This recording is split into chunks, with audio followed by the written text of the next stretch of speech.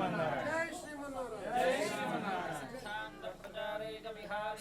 Sriman Narayana Swami Nityamangalam Yavat Prapancha Samsosya Jaganaya Mahatmane Sriman Narayana Rajaya Mangalam Mangalaya Sasanapade Rajaya Puragami Sarve Sujayapurve Rajami Satpuraya Swamangalam Om Sanna Mitrasyam Varunaha Sanna Bhavatvayama Sanna Indra Brahaspatihi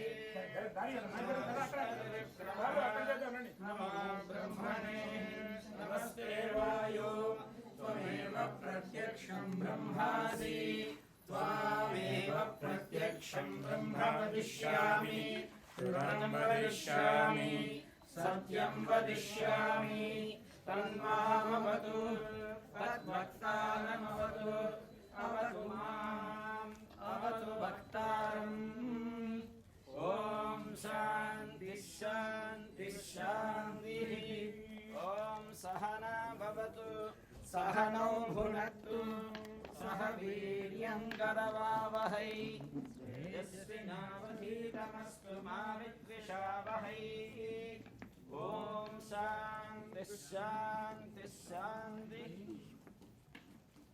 Jai Sriman Narayana Jai Sriman Narayana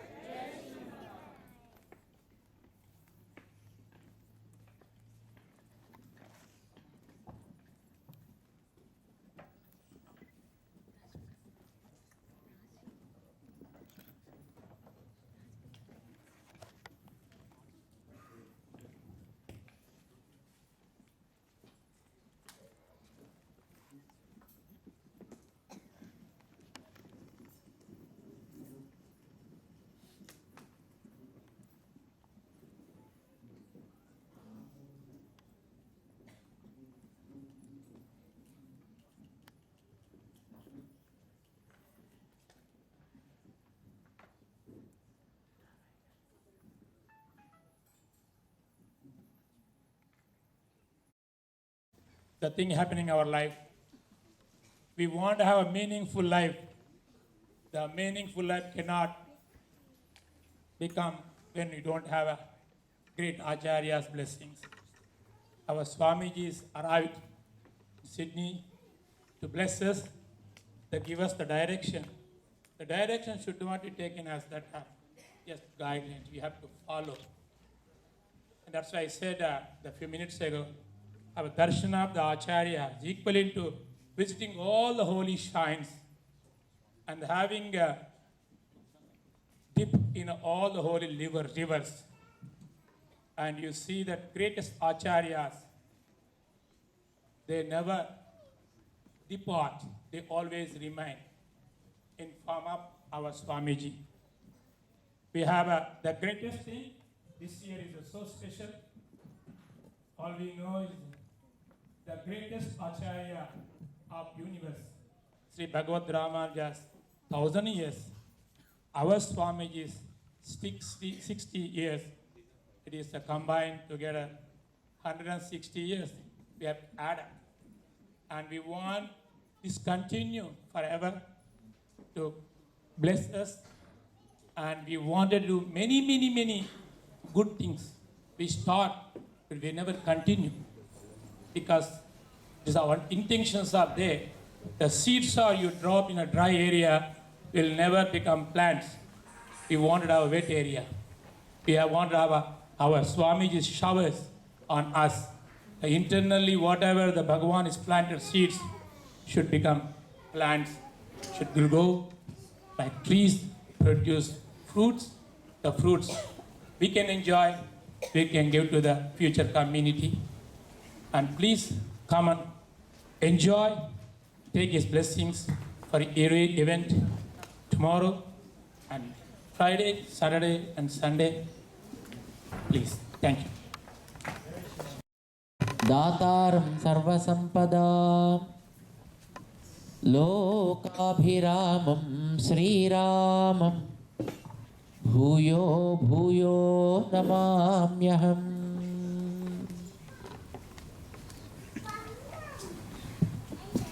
Jai Sriman Narayana to you all. प्रिय भगवत बंधु, should we start with a bhajan?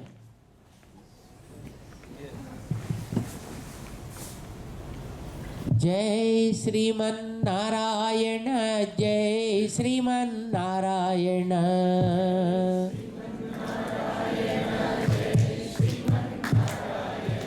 जय श्रीमन नारायण, जय जय जय,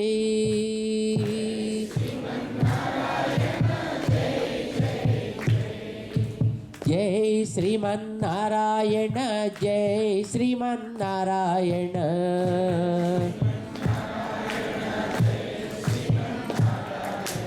जय श्रीमन नारायण, जय जय जय,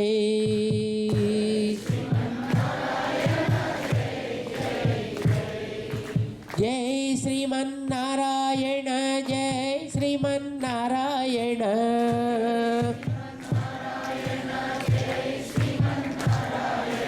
जय श्रीमन नारायण, जय श्रीमन नारायण,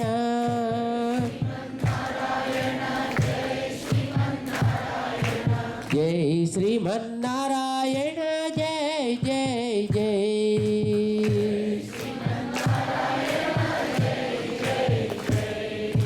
जय श्रीमन नारायण, जय श्रीमन नारायण,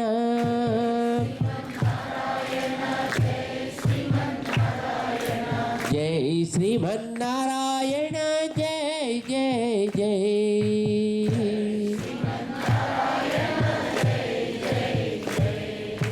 जय श्रीमन नारायण, जय श्रीमन नारायण,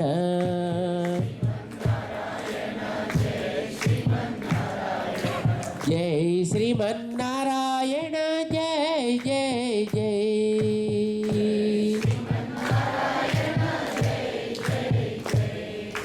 जय श्रीमन नारायण, जय जय जय,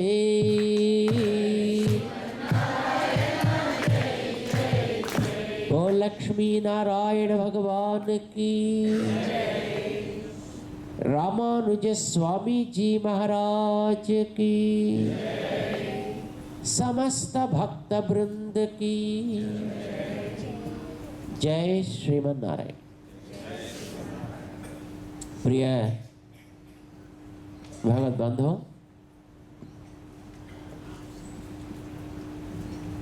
it is a joyful occasion to us to be with you all again during this very, very auspicious year, 2017. This year is very, very unique in many respects.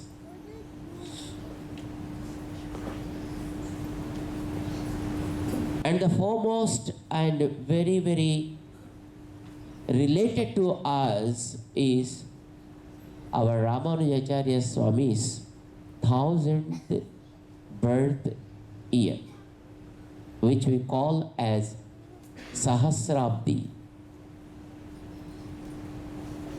Years come and go because time and tide waits for none. It's a flow and it keeps on and on moving. But a few tides, a few waves bring us many great things to us. Not every wave gives us pearls, but a few waves do bring us wonderful pearls. This year is unique. It brought to us a great Guru. What does it mean by Guru? It's very commonly said, Gu is the darkness and Ru is the dispeller. One who dispels the darkness is called a Guru. Basically, a mentor, a teacher. But when we say a Guru, the Gurutvam, what we call Gurutvam, should be 100% full in that person. Then only we can call one as Guru, right? You call this as a book. Why you call it book? That's how you are used to. What is the piece I am holding in my hand? How do you call it? A microphone. Why cannot I call it as a book and this as a microphone? I don't know. Is there any reason? No, Swamiji, people call it like that. So we are also calling it like that. Not really. But there is a reason why you call it with a particular name. Anything in that sense. You call this as a vastram and you call it as a ghatikaram. You understand? Ghatikaram is a clock. What do you call an object with a particular name? There must be some factor for giving a name, assigning that with a name. Should be there, right? What is glowing there, you call it as a deepam. And this you call as a stool. And this you call as a kalasam. You don't call it deepam. You call only that as a deepam. What is the reason? Deepam is the light, right? And that is the light, and this is a pot. So we call it as a kalasa, and we call it a deepa. You know the reason? Very simple. Very, very simple. It's not just by usage. There is an essential element which makes an object to be called with a particular name or makes it to be prominent with a particular name. That is, in Sanskrit, we add a letter, twa. Twa. Deepatvam is there in that, so you call it Deepa. That Deepatvam is not there in this, so you don't call it as a Deepa. And you call it a Kalasa, right? Why you call it a Kalasa? Because Kalasatvam is here, is not there in that. So you call that only as Kalasa. And how do you call it? Microphone. Why do you call it a microphone?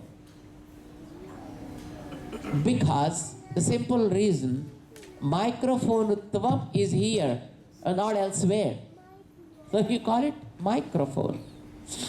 And you are a manushya, a man. You are a manushya. Why people call you as manushya or you call yourself as a manushya?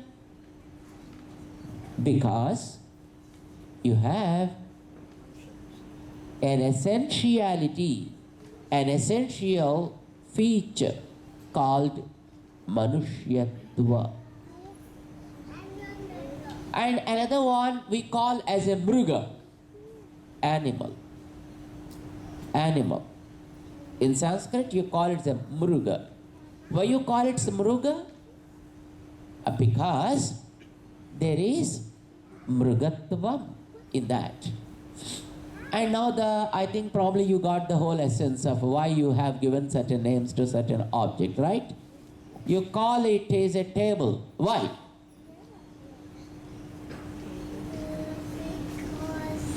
Because tabletvam is there. That tabletvam is not here in this. What is here in this? Chairtvam is here. So not the tabletvam. You understand? And what you are sitting there is also having that chairtvam. So you call it a chair. I'm talking in terms of Sanskrit language. I don't know how the names are assigned to specific objects in other languages. But in Sanskrita language, you add one letter called tvam, which means the specific form of that object. That makes it to be called with that. If that is missing, the name will miss. Suppose if I separate the head and again the body of this and keep separately, you won't call it a microphone. Do you call it? Why? Because the shape is gone. That particular shape by which you add tvam is not there. Now the table which is having 4 legs here, you call it a table. I separate each of those legs and keep them in different places. Do you call it a table? No, you won't call it. Because to call an object as a table, there are certain properties required to be there. And if they are missing in that particular order, the name will not be fixed there. Simple. It's not a philosophy, but it is the way we are giving the names. That's the way we are speaking. That's the way we are understanding. So also, Guru. What should be the essential feature of a Guru? What should be there with him? Gurutvam. If the Gurutvam is there, then we call one person as a Guru. Very simple. So Gurutvam means to whom? To everybody. When? Always. Where? Everywhere.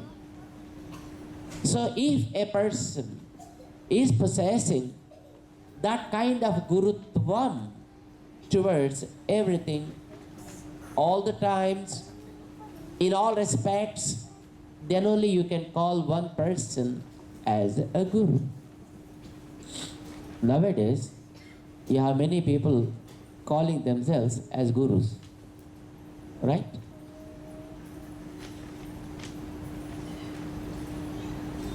Are they fit for the name? The great scholars of those days, during the Ramanujacharya's period and even later days, also decided unanimously, Tasmin Ramanujarye Gururiti cha padam bhati nanyatra. The word Guru, if you are really interested to use only at one place, that's Ramanujacharya. Nowhere it fixes. Because Guru means what? Dispelling the darkness. Or showing one person with all his identifications. That makes one to be identified, right? If there is darkness, I won't be able to understand that here is a table or here is a colosseum. So, if the darkness is removed, then I can understand that object is there. So, the one who removes darkness from everybody will be eligible, will become eligible to be called as a Guru. Nowadays we have Gurus who call themselves as Jagat Gurus. Right? Jagat Guru. And how many Jagat Gurus are there? If you go to places like India, and you can find one Jagat Guru in one street, and in the next street there will be another Jagat Guru. And in the other area there will be another Jagat Guru. And each Jagat Guru never talk to each other, because their Jagat is something and the Jagat of the other Guru is something different. So after all, there is only one Jagat, right? But they have limitations to their Jagats. Jagat is the world. Jagat means world.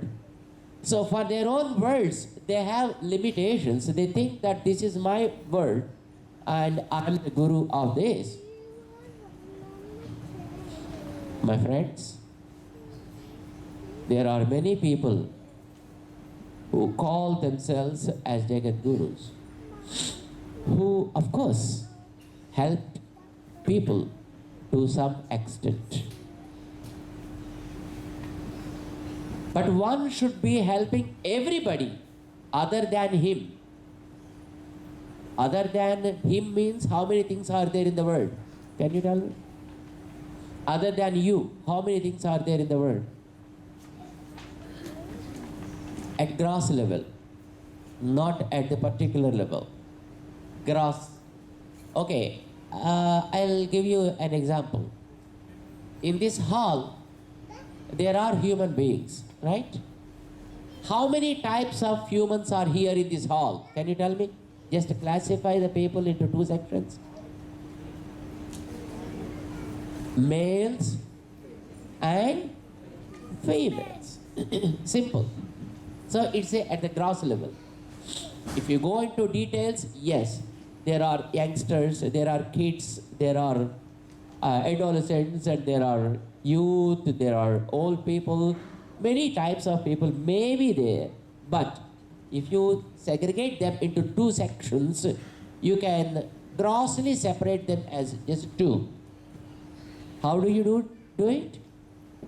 Males and females. Done.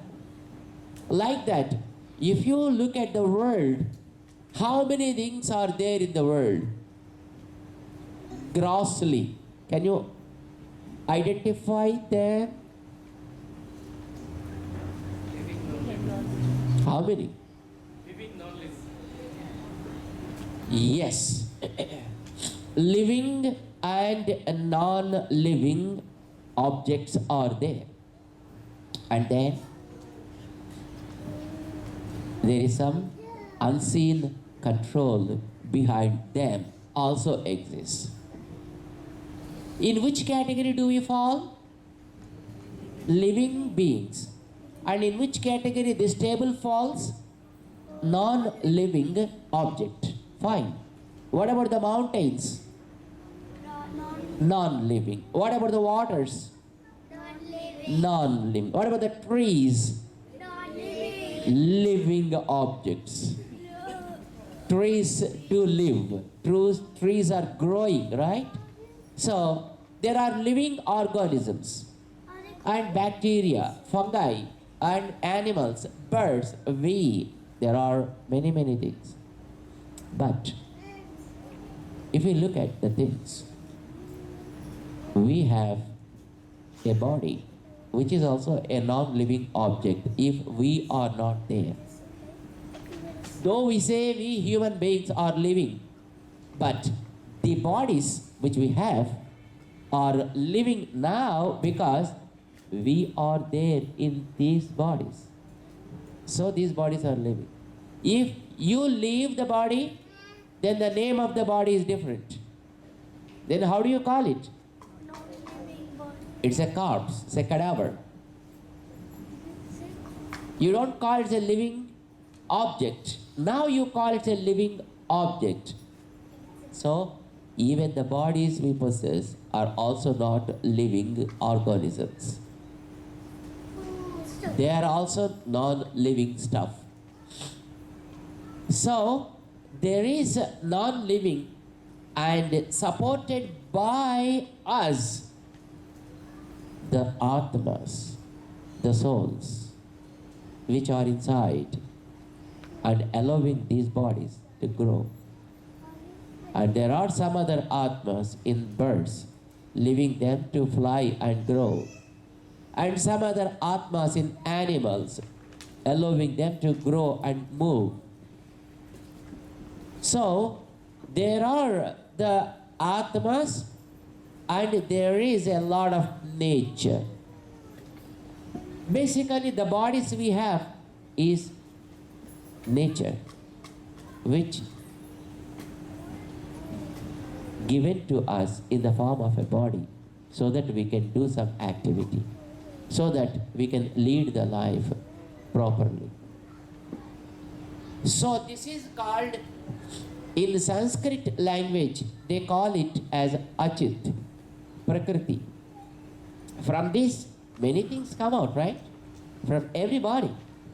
And even if you look at a tree, as our Bhatta Swami just now said, again their seeds come out of the tree. And in each of the seeds again, many things come out. Many trees will be again germinated. So, but all they come as long as there is life in them. So, life is one and nature is the other. Two objects now. But all these two are controlled by some unseen power which we call as God. People give different forms to that God. People give different names to that God. And people approach that in their own way. Fine. Let's not have any kind of objection for that. But there is something power which is called as God. That is there now with me. That's now is there with you. That's now with everybody. Even within this cloth, in the book. Maybe it is a lively object, a non-living object, but it is supported by some power which is called God. In identifying that God, yes, definitely, there came up many people and formed a few religions. That's okay. Let's not have any kind of objection for that. But there is some power which is called God. That one becomes a guru who not only becomes guru to people like us, but also becomes guru to even that God. Then only his gurutvam becomes full. You understand what I said? When you want to call one as a guru, and he becomes a guru if his gurutvam is 100% there. You have some bills with you, say $100 or $10 or $1. If you take $1 bill, in that there are 100 cents. What do you call cents or pennies? How do you call it? Cents. That's fine. So, from a dollar, if I just pick out 1 cent, what happens? Value reduces. Do you have any value for 1 cent? No. Not really. Because 1 cent doesn't carry much value, I just remove 1 cent from a dollar or from a $100 bill. Then do you think the 100 will remain there? Will the name 100 remain there? What happens then? 100 will go or $1 will go. It becomes 99.99. That's it. You cannot call it as 100 at all. Isn't it? That means for 1 bill, to be called as full, or one, or 100, or 5, whatever the denomination that you have, doesn't matter. But if you want to call it as that particular object, like 1, 5, 10, 100, or so on and so forth, even that single cent also should not miss from that. Then only it becomes that one. So also, if you want to call one as Guru, that Guru should become Guru not only to people like us who are just worldly beings, who are mundane beings, but also that one should become a Guru even to the one whom we just talked about as God, the unseen power behind us. Then only you can call him as Guru. Otherwise, the Gurutvam is missed. You can't call him as Guru, right? Did you understand this part? What I said? Is there any doubt to you in this? Is it clear for you? Okay? Now, let's go to the second chapter. The first chapter is what I said. If one to be called as Guru means his Gurutvam should be 100%. Nothing should be allowed to be missed from that. Okay? Okay. Now, did you ever see God? No. Can anybody see God? No. Yes. Sure? Yes.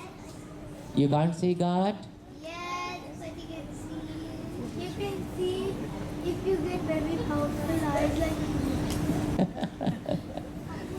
What about the grown-ups? What about the elders? Did you ever see God? Yes. A doubt is there. Some doubt is bothering inside. Because if I say yes, then Swamiji will immediately ask in what color.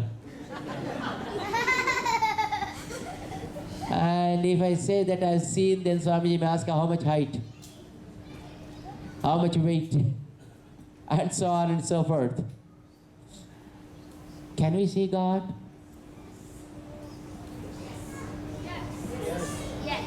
Yes. How? In the temple. Go to temple. Because our material bodies cannot see God unless if you're a soul. Unless you have the soul. A soul is always there. And God is also always there.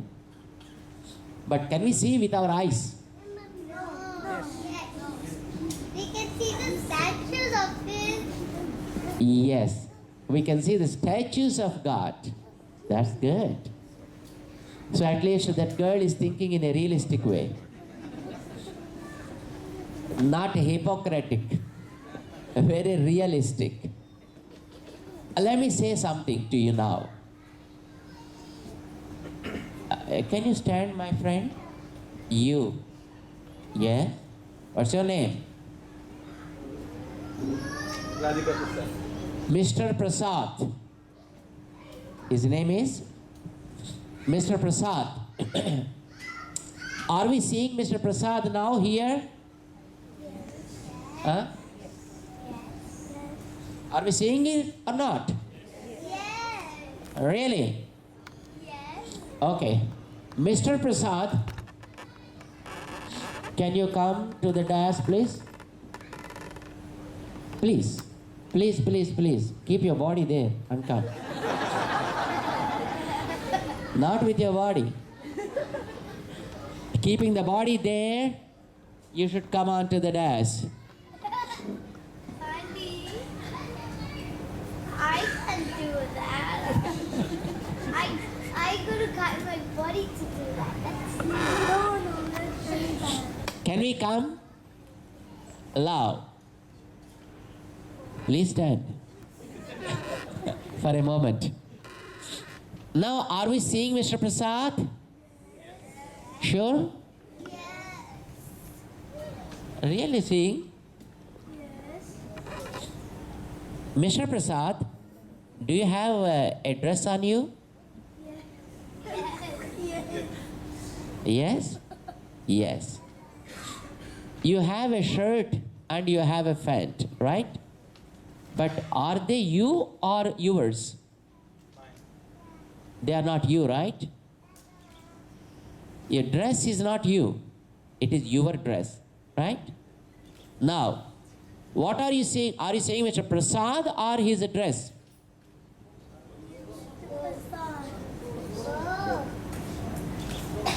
He is him. He is him. Are you saying his dress or are you saying him? He is him. He's a human being. He's a human being. He is human being, no doubt about it. He's not even a dress. But are you seeing the dress or are you saying Mr. Prasad?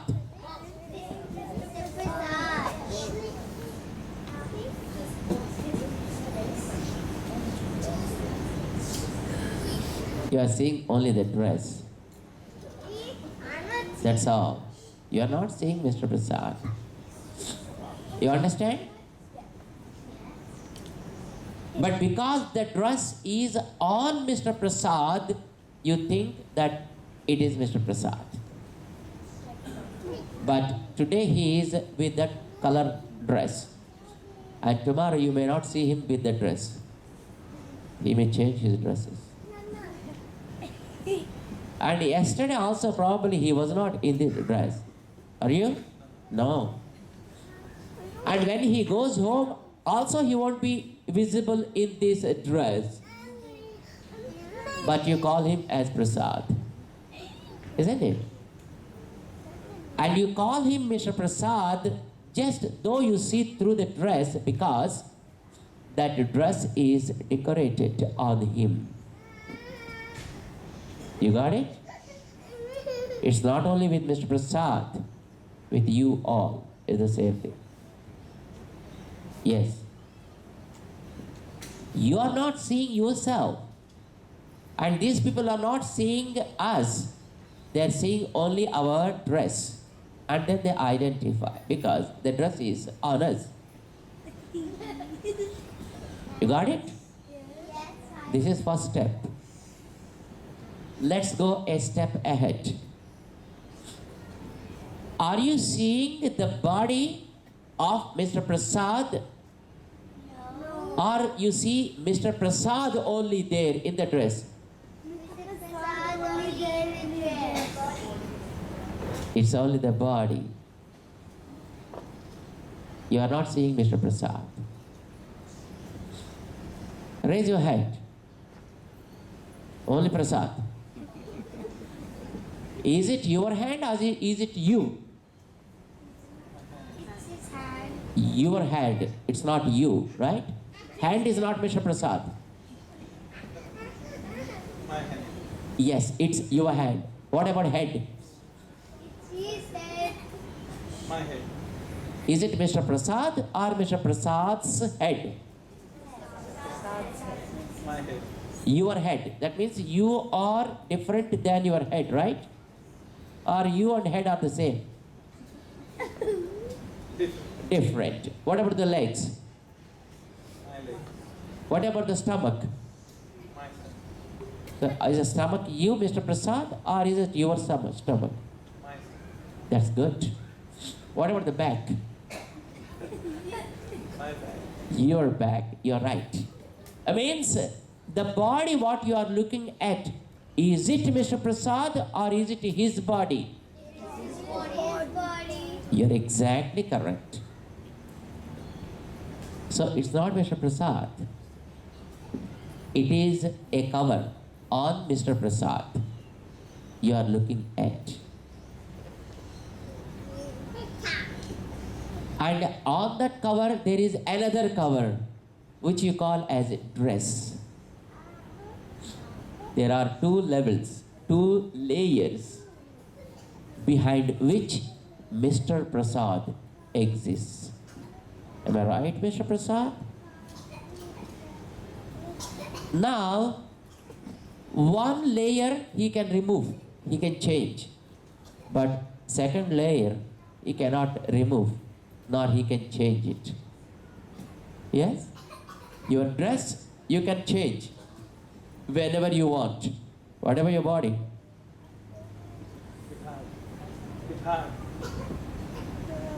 Not hard, you can't. Can you do it with a little effort, at least changing the body? You cannot. No one can do that. Once you come out of the body to change it, that is a permanent exit. You cannot take again into that route at all. It's only one-way traffic. You can enter that route. You can exit that route. You cannot redo that. You cannot again and again enter that route. Can you? No one. No one. Okay. Now, my point is, are you really seeing Mr. Prasad? Is my question. Are you seeing Mr. Prasad? No. No. Then what are you seeing? His body. In how many levels? Two levels. One, inseparable layer. And two, a layer that can be separated. Same with me. Same with you also. You are not seeing the Jeeyar Swami. You are seeing only the dress. This dress can be separated. And in this dress there is a body. In that body, Jeeyar Swamiji is existing. You are not seeing Jeeyar Swami. You are seeing only the bodies. Different levels of bodies you are seeing. And in those two, one you can change, one you cannot change. Understood this part? This is second lesson. Second chapter of the lesson. You got it? Is there any doubt? No. Okay. Now, when I call Mr. Prasad to come to the dais, then can he come without the body? No. Can you see him without the body? No. So I want to give him a flower. I want to give him a flower. To whom should I give? To his body. Only to the body. Not to directly to Mr. Prasad. Mr. Prasad, can you receive it without body? You cannot. Neither I can give it to him, nor he can receive it directly, but he should receive it through His body. body only. Isn't it? Either inner body or outer body. Sometimes people keep blouses. If it is winter, you won't be like this. You will wear some. You wear some kind of gloves. And then, are you receiving through the body? If I give something to you, no. You receive through the cloths only. Though I give it to the cloth, or I give it to the body, to whom does it belong then, once I give it? To Mr. Prasad only. Isn't it? And now tell me, Mr. Prasad, if wants to receive something, how should he receive? Through the body. And if we want to give something to Mr. Prasad, how should we give? Through a body. If you want to see Mr. Prasad, how should you see? Huh? Through the body only. Seeing through the eyes is fine. But what do we identify? What do we recognize there? It's not Mr. Prasad. We recognize him through the body only. The only is very important. You understand? Through the body only, not without body. You understand? Right. Be seated, Mr. Prasad. Thank you very much for your patience. I appreciate.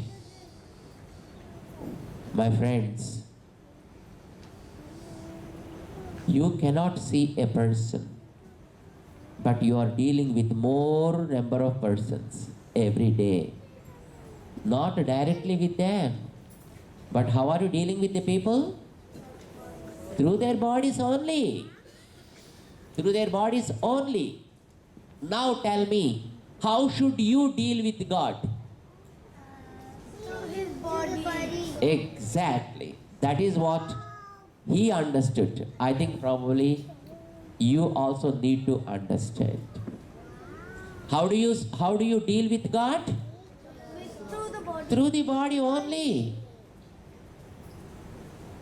As you cannot see the soul, like what Mr. Prasad, same even with God, you cannot see God directly without a body.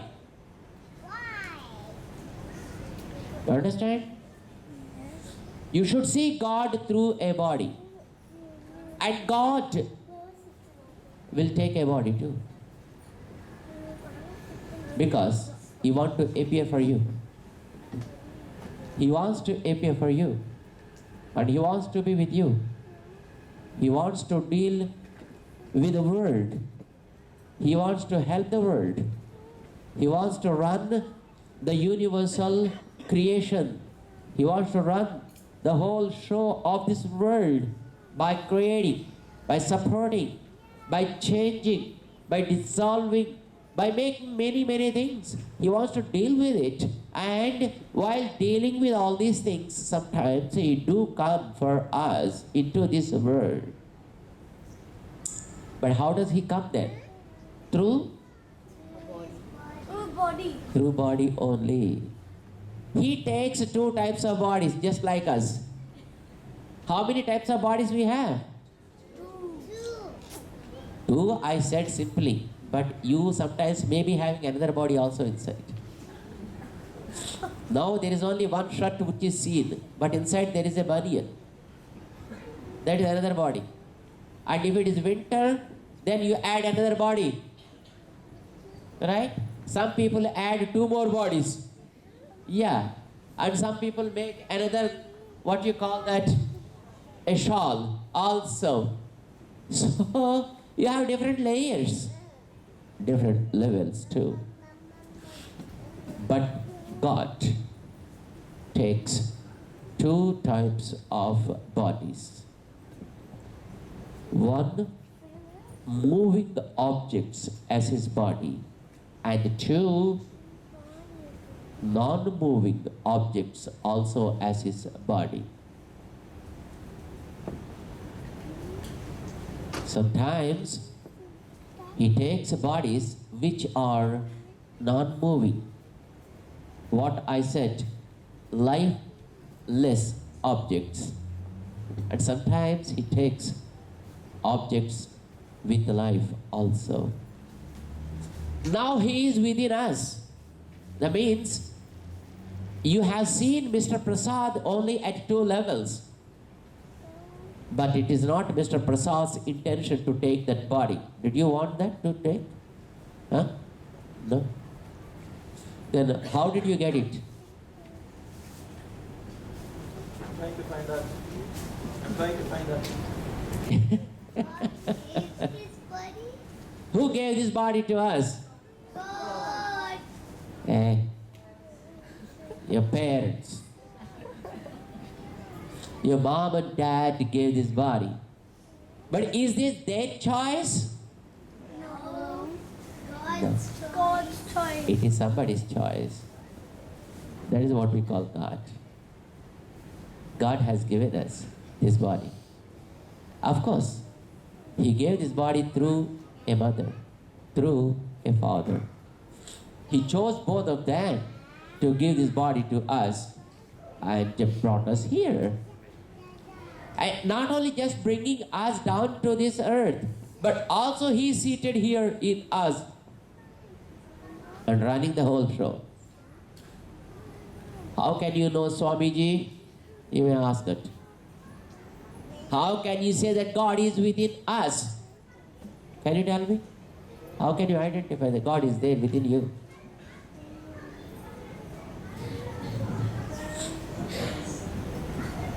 Are you sleeping every day? Huh? Right. Are you eating every day? Great. How many times? 100 times, 20 million thousand times. Officially 3 times. There may be many unofficial variants. And who is digesting all that you ate? Is it you? Do you have any kind of control over that in digesting the things that you eat? No. If we have any control over that, and probably we don't need any doctors at all. We don't need any kind of medicines at all. We have no control. But then who is digested from within is one thing which you need to understand. To identify the existence of God within you. And second thing is, you are sleeping every day. Even after you slept, your heart is still beating. Are you responsible for its beats? Yes. Are you responsible? Yes.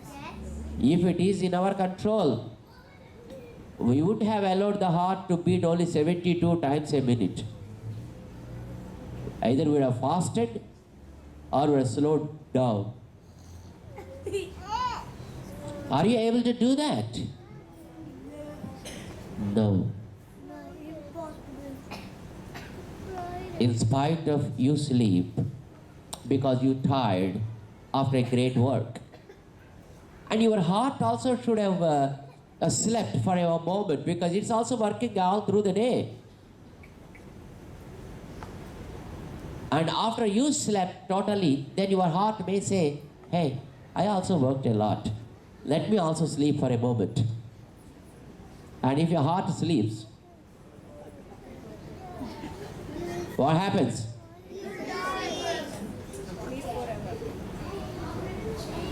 You need not wake up at all. You can sleep permanently there. So my friends, how the heart is being functioning in you? Is it you who are making it function? No. That is where we identify God's presence within us. We sleep and then we wake up. It's not we who woke up. It's He who wakes you up when the time comes. Because He is always awakened. Because He is always understanding the functioning of your body and how much to put in function. So He does it from within everyone. So He's there within you, but we are not reaching that level.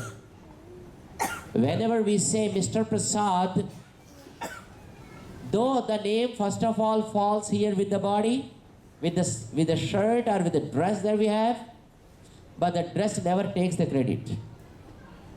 Isn't it? The dress simply forwards that word to the body. And that body also doesn't take the credit of that name.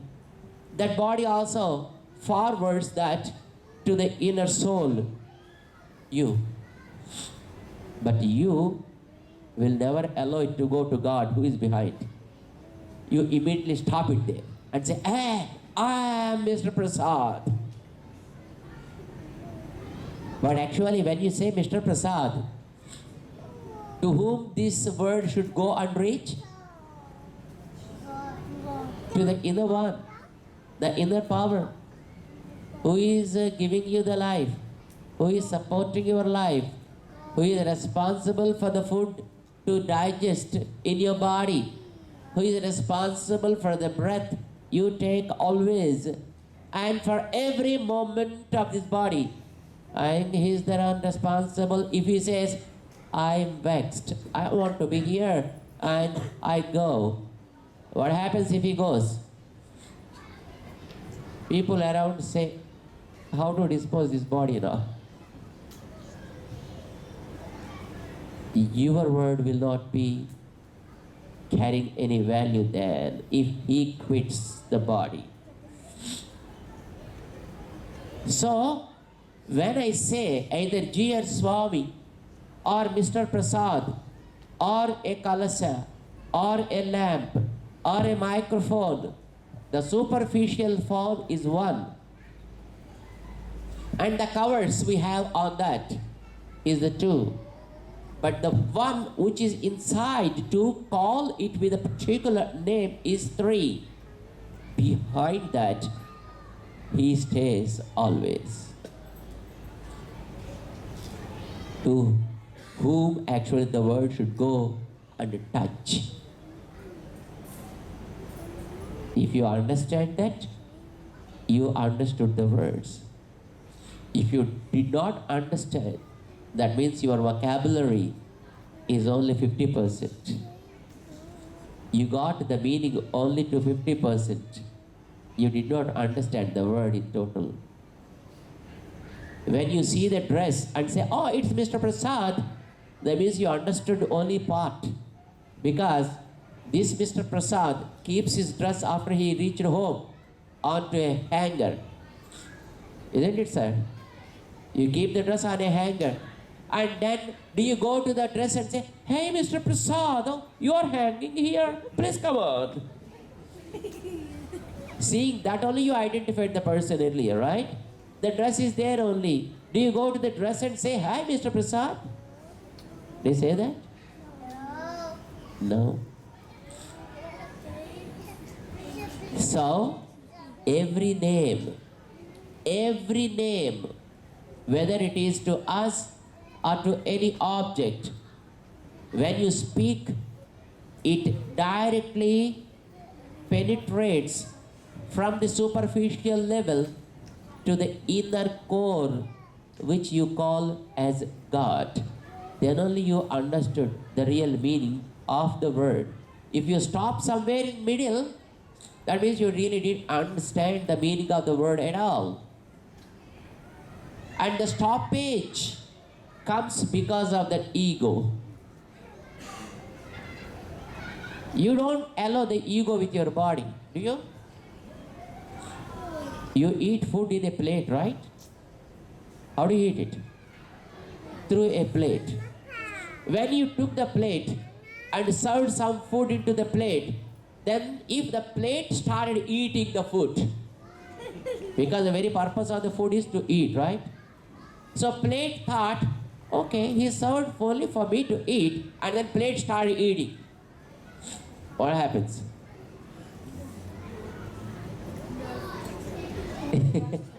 You throw out the plate. Isn't it? You don't allow that plate to be in your home. Because after all, we kept the plate so that we can eat through that. Not to feed the plate. Okay. Plate is very humble. When you served some food into the plate, and the plate said, no, it's not for me, it's only for you. And then you thought, let me keep my hand or a spoon into the plate so that I can pick up something and eat it. And when you put the spoon into that, the spoon started eating. What do? You throw it away and You throw away the spoon. Hey, spoon, you are for me, not you to eat. We don't allow the spoon to eat it, right? And if you keep your hand into the food, what is the duty of the hand? To bring it something and drop into the mouth. That's all the duty of the hand. The hand itself started eating, not bringing it to the mouth. Do you allow the hand? Then immediately you go to a doctor and say, "Doctor, there is something wrong here in my hand. My hand started eating. Remove that hand from me." You don't allow it to happen. You put something into the mouth, and then the mouth said, "Ah, this food is so tasty. I don't want to send it to the stomach. Let me keep it with me only." What happens? Then you go to the doctor. "Doctor, there is some problem in my mouth. It's not sending food to the stomach. Please, doctor, help me." Then doctor finds out the problem, and either he puts something pipe into the stomach directly, or he makes a hole here, or some hole here, or some hole here, and says, "Mouth, your duty is not to eat, to send only." Until the mouth learns that lesson, he keeps the pipes on and directly he feeds to the stomach, because the destination of the food you send through the mouth is stomach. Now, let's go to the next level. Stomach thought, after all, it is for me only. The legs went and body earned, hand crushed, and mouth also crushed, and then everything was sent to me. This food is really, really so great. Let me not send this food to anybody.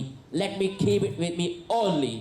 And then food stopped sending, the stomach stopped sending that food to rest of the parts of the body. What happens? Then again you are in trouble. Indigestion. You call it indigestion. And then you go to doctor, and doctor finds out the problem, and either he makes a hole here and removes it, or again he sends a pipe and tries to remove it, or he sends another pipe or remove it from there. Something he does and makes the stomach to function properly and teaches a lesson to the stomach. Hey, you are not supposed to keep everything with you. Your duty is only to add some stuff with that, digest it properly, and see that every molecule should be distributed to different parts of the body. You should not keep anything with you, whether it is useful stuff or waste stuff. If it is a waste stuff, send it through some other passage.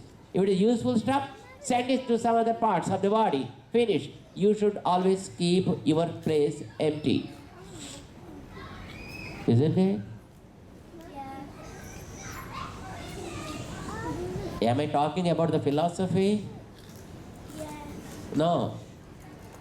I am not talking any philosophy at all. I am talking just what every day you see, you experience. I don't want to talk any philosophy, my friends. I want to be more practical. You understand? But what I said, is it practical or not? Yes. So, your hand never stops anything that comes to that with it. Your mouth never stops everything there. And your stomach never stops anything there. And same, your body also never stops anything with it. The body gives everything ultimately to you who are inside. And then you say, I am happy. I am now full. I am very healthy now. You say, your stomach never speaks that I am healthy. Your mouth never declares that I am healthy. Your hand doesn't declare that he is healthy. And your plate or spoon never declares that I am full. It's only you who declare it, not the body. You declare it. But, my friends, here I am with you. All the way, hand passed it on to next level, mouth passed it on to the next level, stomach also passed it on to the next level, and body also passed on that to you. What is your duty then? Are you by yourself? Are you an independent one here in the body? Are you doing everything by yourself? No, nothing is in your hand. You are being driven by some power behind. How do you call that power? God. And then, when everything came to you, what you should do then? Pass it on to the next level. Very simple. You pass on to the next level. A person brought money to the bank and gave it to the clerk who is sitting in the cash counter, and that guy received that money and said, okay, money is really good. Let me keep it here with me. And he kept it in his pocket and went home. Do you allow him to go like that? Is it the way that he has to deal with? What he should do? He should take it, keep it in the locker, write it on the name of the bank, and then bank balance will grow. That's all. Not your balance should grow. If the bank balance grows properly, then you will be safe in your chair. And end of the week or end of the fortnight or end of the month, you get your paycheck. You can lead a faith like that. But if you stop it somewhere in between, I think we will be behind the bars. So also now, when the one behind you is the one giving everything to you, energy he gives you, ability he gives you, support he gives you, growth he gives you, and functioning of the heart he allows you, then how you should respond for that?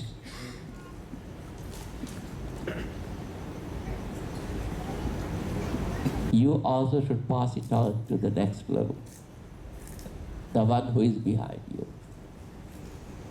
When something came to you, then you should say, yes, it is Krishna Arpanamastu. When you received something, Krishna Arpanamastu. When you ate something, when you said something, and when you got something advice, when you helped someone, because it is he who is behind every activity and giving you all kinds of support, and to him everything belongs. You got it? He is here, even with us. What about this? Is he there behind this? Yes. And behind us? Yes. Behind this? Behind this? Behind this? Behind this? Yes. Though God is everywhere, as you are not permitting the word of your name to reach him, because you are a knowledgeable person, right? There the problem started. With a spoon there is no knowledge, so it passes on. The plate has no knowledge, so that also allows the bird to go back. And the mouth has no knowledge, so this also sends to the stomach. And stomach has no knowledge, so that also sends to the body. Body also has no knowledge, so that also passes on to you. But what about you? You have knowledge. That is the problem now. The knowledge you are blessed with is to understand that it is his thing. But the same knowledge is cheating you in passing it on to him. See, God blessed us with a great ability, that is speaking. Isn't it? Have you ever seen any other species speaking in the world? Only man can speak better. But it's only the man who can speak lies. Have you ever seen that any animal speaking lies? No. Any bird speaking lies? No. Any tree speaking lies? No. Who can speak lies? Boys. Boy. This is a brilliant girl.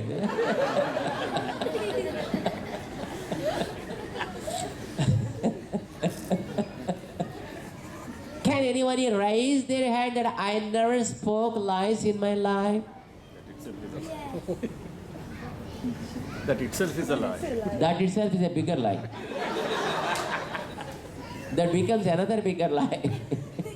See, the ability to speak is given with a purpose, thinking that you can speak good words. You can chant the divine glories. But the same ability you are using to speak lies. Same way, knowledge is blessed to us so that we can understand the mechanism of this world, like God is the one who is helping us all. But the same knowledge is also cheating us in recognizing His presence with us, in recognizing His presence with other objects also. So the name when comes to us stops with us. When you call the Jeeyar Swami, to whom this word should go and reach? God inside Jeeyar Swami. And when you call mic, where does it go? God. To God who is in the mic. And when you call it is a coconut, where should it go? God. God in the coconut. Yeah, because coconut is the shape that is given to that. So the name goes coconut to that. But the name, the shape is given because there is God behind. If God is not there behind, the shape is gone, the name also is gone. And if God is not there, this shape is also gone, this name also is gone. And same thing with everybody. My friends, this is another lesson, another chapter now for us. So, it is the forms and it is the shapes stopping us in reaching God inside, isn't it? It is the knowledge that is stopping us in reaching God who is inside. That is where we need someone to eliminate that darkness between the inner presence of God and us, open the curtain and show us the inner power called God, and should teach us, hey, everything that you say, you do, you feel, reaches only Him. Everything belongs to Him. Every word talks about Him. Every act supported by Him. Realize this fact. You got the point? Yes. Now, when you see the dress of Mr. Prasad, you said, I've seen Prasad. You are not saying, I've seen Prasad's body. I've seen the Prasad's dress. You are not saying that. You say, I saw Mr. Prasad. When you see this dress, you say, I saw Jeeyar Swami. Isn't it? Now, when you look at it, how do you say this? Microphone. Are you saying microphone or are you saying God inside? God is God. Inside there is God. So, though God is in every object, though every form, every name teaches only God, but the external forms, the external structures stopping you in reaching Him. Your vision came to the microphone level and stopped there. You are not calling it as a piece of plastic or piece of iron. Are you calling it like that? When you look at it, you are calling it chair. You are not calling it as a piece of wood. When you look at the table, you call it a table. You are not calling it a piece of wood. Are you calling it so? No, you call it a table only. That means you are able to penetrate to some level, but there you stopped. The external form and the external name stopped you. Suppose when I show you something like that, who is on the top? On this corner. Whom are you seeing there?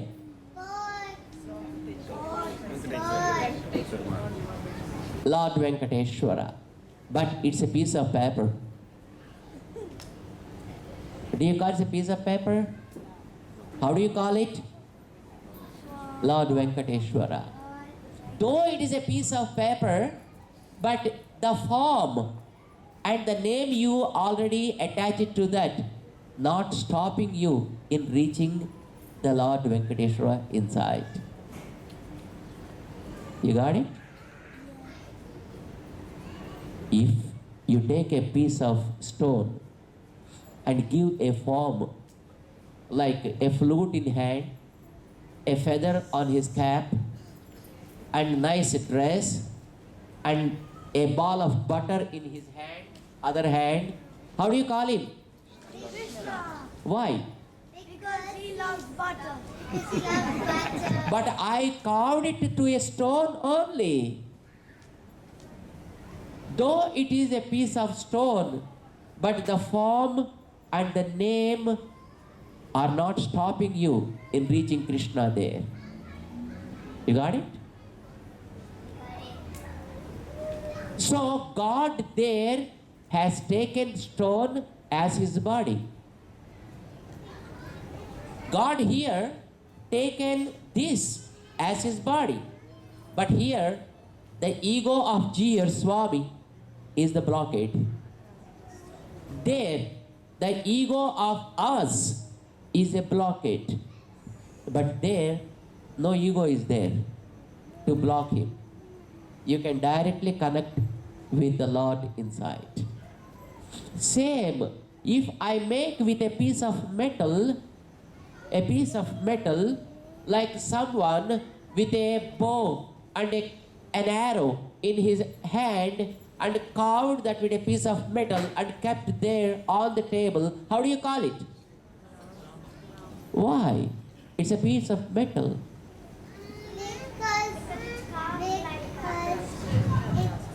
God is inside it. Because God is inside, number one, and the name and the form that is assigned to that is not stopping somewhere at the superficial level and allowing you to directly get connected to the inner God. Okay? Now let me ask you the first question what I asked you. Did you see God now? Yes. Where? In the temple. Where? Here. Holding and You see everywhere. I see here. But you see everywhere through what? Through your body. Through different bodies. Yes. Through different bodies you see God. But all the forms and all the names won't allow you to identify him there at all. Because the moment you look at it, you call it a leaf. You look at it, you call it a piece of cloth. You look at it, you call it just a piece of thread. That's all. Because the external name and the form stopping you there. But When you go to the deity,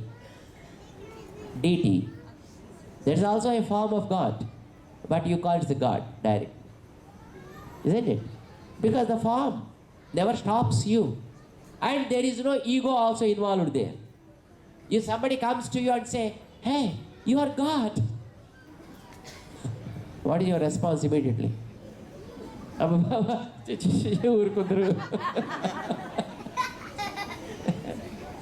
Huh?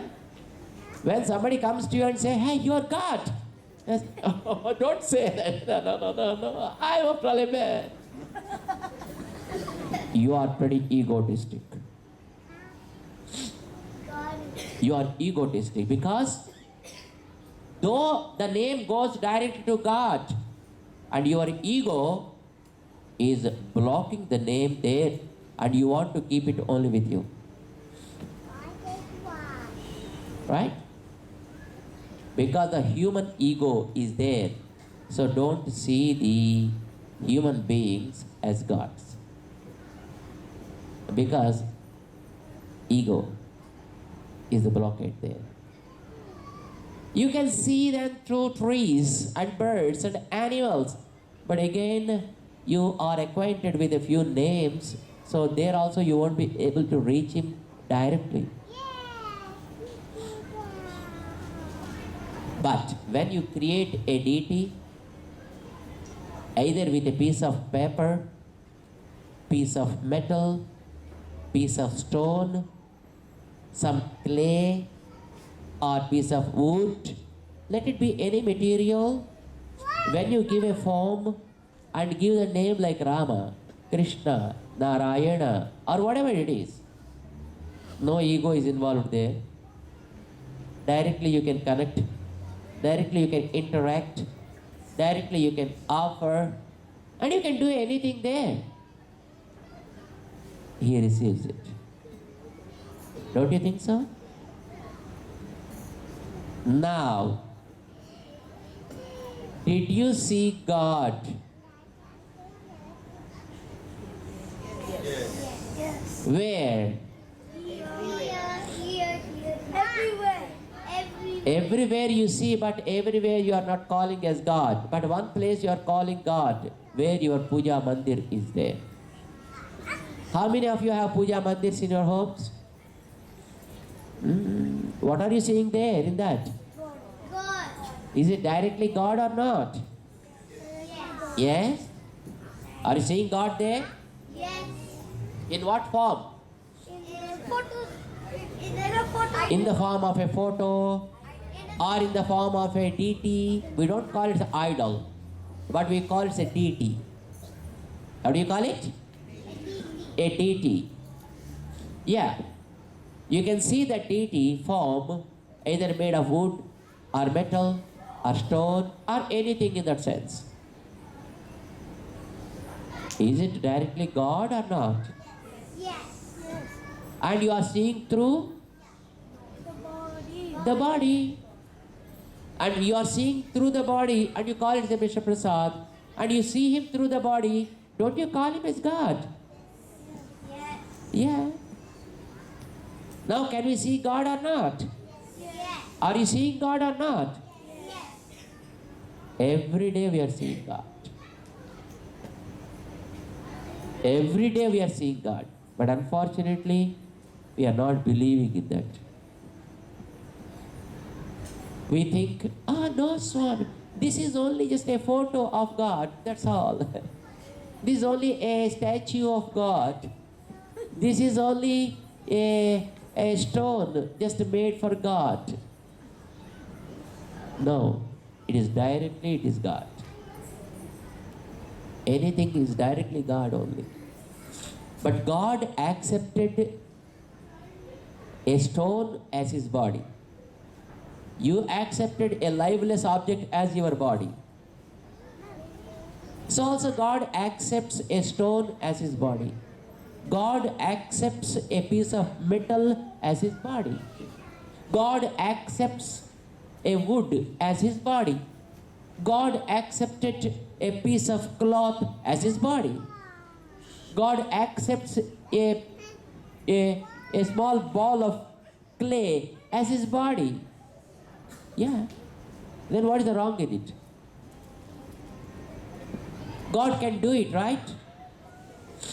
So, God is there in the form of a deity, and wherever it is, you call it a temple. You call it a mandir. And in mandirs, you see God. Did you visit mandirs ever? And what did you see there? God. God. But how many of you see God? You see, you are not dare enough to raise your hand before. Don't hesitate. When somebody asks you, hey, did you see God ever? What can you say? Yes. Yes. Every day. You're right. You can proudly say, we see God every day. We are dealing with God every day. But the question comes then, Swamiji is not talking. He is not eating. Isn't it? We need not. Because whatever the form, whatever the body he takes, he follows the rules of that body. You also follow the rules of your body, right? When you have a dress, you follow the rule of the dress. And because you have the shirt, you have to wear it in a particular way, you wear only that particular way. You won't put it on your feet. Do you? No, that's not the rule of the dress. So you follow the rules of the body. So also God follows the rules of the body. So when he is in a piece of stone, he follows the rules of the stone. Can a stone move on its own? Can a stone eat something on its own? Can a stone speak on its own? No. That's all. When he takes it as his body, he should not speak, he should not talk, he should not move, he should not eat, he should not drink, and he should not do anything on his own until another we move. That's all.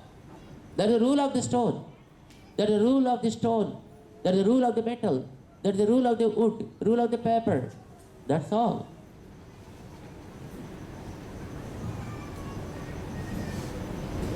God appears in this world in the form of deities. Even for us now. And he becomes a guru who even teaches something to that God. Then only one can become guru in full sense. Because other than us, there are only two things. Rest of the people are there and God is there. Right? And if that one becomes guru even to God and also to the rest of the people, then we can call him as a guru in full sense. Only he deals with people and he never deals with a God, then he won't become a guru. Can he become? No. Or he deals only with God and never deals with people. Can he become a guru then? No. There is only one person in the history of Bharat who not only gave initiation, that means mantra, knowledge, not only to human beings, but also to God. That is Ramanujacharya. He gave mantra even to God. Do you know the life history of Ramanujacharya? Did you hear this? Do you know Lord Venkateshwara? Yes. How many of you? When you talk about Venkateshwara, what comes into your mind immediately when you say the name Venkateshwara? How do you see him? Right here. Right Four hands. And what will be there in that? Yes, one mark here, and then Sankham and Chakram on his hand, upper hands, and a big namam on his forehead, right? Yes. Good. This is called Pundra. And this is called Shankha Chakra, right? And do you know who gave these things to Lord Venkateshwara? It is Ramanujacharya. It was Ramanujacharya who gave Sankham and Chakram to Lord Venkateshwara and made him to appear like this, what we see today. And it was Ramanujacharya who put the mark on the forehead and said, this is Lord Mahavishnu and he is the spouse of Mahalakshmi. So this mark should be kept like this. The Pundram also was given by Ramanujacharya and also along with the mantra. Whoever gives the mantra and also the Pundra and Sankham and Chakram, he becomes a guru. The one who receives becomes a disciple, a Shishya. Lord Venkateshwara received them and Ramanujacharya gave them. Now what is the relationship between Venkateshwara and Ramanuja? Disciple and Guru, that's all. Ramanuja became Guru even to Lord, even to God, Venkateshwara. In one Vishnu temple it is done, means in all the Vishnu temples it is the rule, it is accepted. Ramanujacharya gave Sankham and Chakram and the Pundram and Mantram not only to human beings. There are many gurus who gave this kind of things to human beings, but not to God. But even to God, it was only the one person who gave them was Ramanuja Acharya. So, when you call Acharya or a guru, it only goes and fixes rightly with Ramanujacharya only, not to anyone else. So, our great Acharya said, the later gurus of the world, Tasmin Ramanujarye Guru Riticha Padam Bhati Na Anyatra. In other places, you won't be able to say that Guru, because the Gurutva in 100% goes there with Ramanujacharya. My friends, this year 2017 is his millennium birth year, Sahasrabdi function. When a birthday comes to a person, what do? You celebrate. How do you celebrate? You say happy birthday to you. But if it is with gurus, then how do you celebrate it? With song. You follow the message given by them. You spread the message given by them. You take it to the width and breadth of the world. And you see that the message reaches to as many as possible. That's only the way you can say that. Now you just can't go to Ramanujacharya Swami and can say, happy birthday to you, Ramanujacharya Swami. You can't say that. And that's not what they expect also. They stood for certain values of this world. And if you understand those values, and if you are able to follow them, and if you are able to spread those values, that is where they feel happy. That's where even God feels happy too. So, my friends, this year is a unique year. Ramanuja Swami's 1000th year is celebrated across the world, and many people are trying to understand the message given by Ramanuja Swami and trying to spread the message in their own way. And should we also do something for that? How many of us are interested in knowing what the message that he gave to us? That's what we discuss tomorrow. Ramanujacharya Swami was a great social leader, a spiritual leader too. A social leader never becomes a spiritual guy. And spiritual leaders never deal with the socialistic issues. But it was only the Ramanujacharya who, being a great spiritual epitome,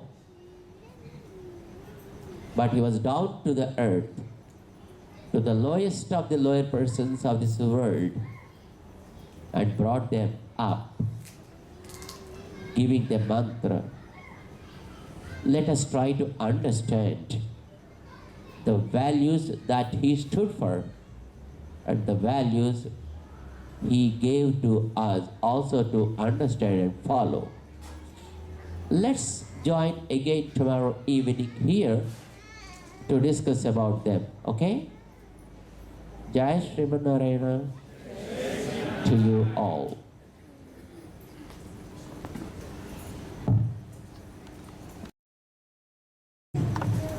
To a small opening of the Souvenir. No matter how many thanks we make to the Guru, that's not enough. Krutagnata is not enough. Janma janmala Krutagnatalu kuda saripovu. So we thank the time Swamiji has taken to bless this part of the world. Swamiji's time is very precious.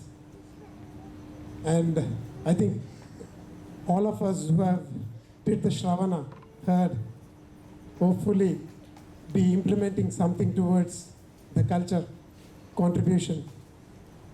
The message Swamiji is carrying, and this is one of the important year of the centuries, I think, by saying that we would ask Sri Puja Swamiji to open this souvenirs, and also we invite some of the contributors to the society here, Bhattar Garu, Rambhadrav Garu, and Venkatram Chari Garu, to at least to honor this, to take the few copies, first 3 copies, with the hands of Sri Swamiji. On behalf of SVT Association, as the Vedic Dharmic Temple, Rambhadrav Garu is providing services through the Vedic people or Hindu Dharma. So on behalf of SVT, Rambhadrav ji is taking the souvenir. Venkat Ramna ji.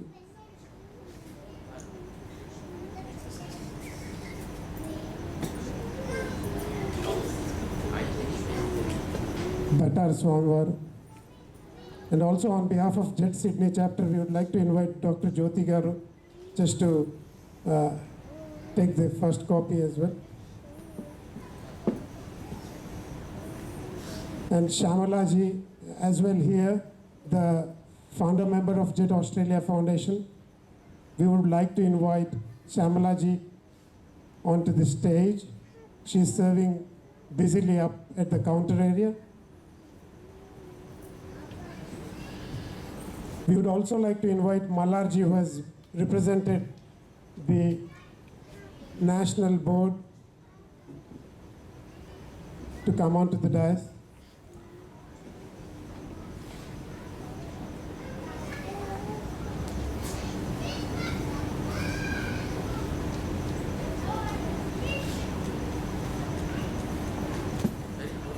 Okay.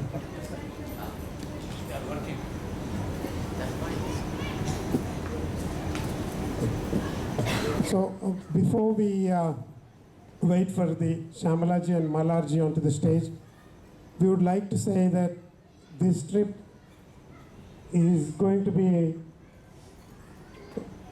a very essential trip because of the Sri Ramanujacharya Swamiji's 1000th birthday celebrations. JET Sydney chapter is organizing two major events. The first major event is Sri Lakshmi Hayagriva Yagam at Austral Temple. It's a Ramakrishna Mandir in Austral. Every dollar of it which has been contributed through the Yagam will go towards Sri Sahasrabdi project. The unique project presentation, you will see it on the Saturday, where we will be presenting it to all the devotees and the public. It's a free event at Durga Temple. We are also celebrating on that occasion few of the major aspects.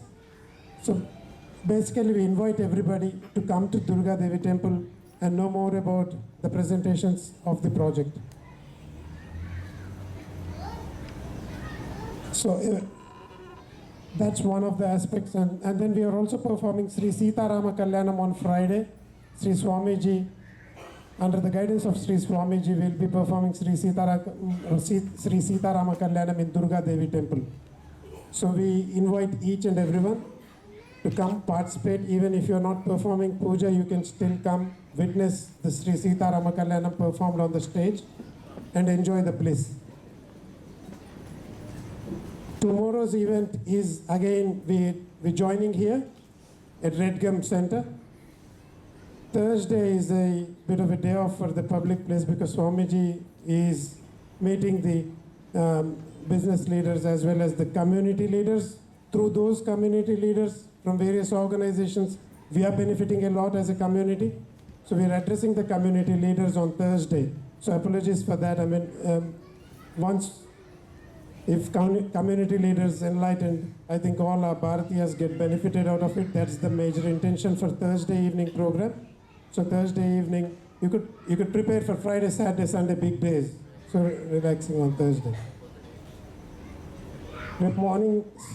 Tomorrow morning, every day, there will be a Tirtha Goshti. Tirtha Goshti is where Swamiji stays and residence place is 9 Forum Crescent in Bokam Hills.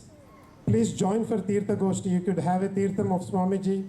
You can come around 8:30 or 9 a.m. You could participate in the Tirtha Goshti. And then there are also Samashrayanams are also done tomorrow. Tomorrow is an Ekadashi, a beautiful day. Swamiji is here. There's a lot of people who wanted to get an initiation or Samashrayanam from the Guru. So if there is anyone of your friends. And tomorrow at 7 p.m. Swamiji will be here again. So on this note, we'll have Mahaprasadam is served. Please have prasadam and leave. Thank you. Jai Sriman Narayana.